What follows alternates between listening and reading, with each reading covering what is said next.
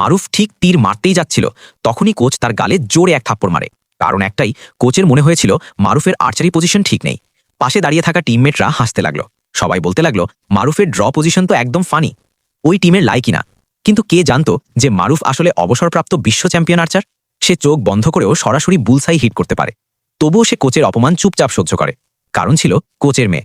মারুফ তাকে ভালোবাসত, আর তার কাছাকাছি থাকতে হলে নিজেকে নতুন খেলোয়াড়ের মতো ভান করতে হচ্ছিল। এরপর বারবার মারুফ কোচের বকাঝকা ও অপমান সহ্য করে, কিন্তু মনে মনে ঠিক করে নিল একদিন সবাইকে আসল প্রতিভা দেখাবে। সুযোগ খুব দ্রুতই এসে যায়। তাদের টিম একটি বড় টুর্নামেন্টে নামল। প্রতিপক্ষ ছিল আগের চ্যাম্পিয়ন দল।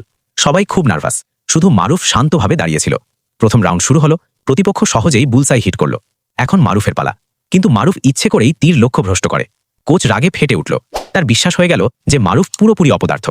শেষ রাউন্ডে পৌঁছতে পৌঁছতে তাদের টিম অনেক পিছিয়ে যায়। প্রতিপক্ষ দল তো আগেভাগেই জয়ের উদযাপন শুরু করে দেয়।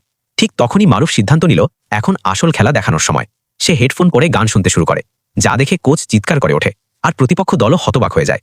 কিন্তু পরের মুহূর্তেই পুরো মাঠ স্তব্ধ হয়ে গেল। মারুফ টানা 3টি তীর ছড়ল এবং 3টেই সরাসরি বুলসাই।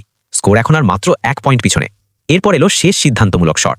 ঠিক তখনই প্রবল বৃষ্টি শুরু হলো। সবাই ভাবল এখন জেতা অসম্ভব।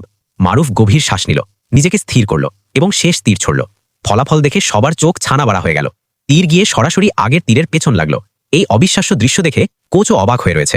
গল্পটি ভালো লাগলে লাইক ও সাবস্ক্রাইব করবেন, এতে আমার ভিডিও বানাতে আরও ভালো লাগবে। ধন্যবাদ।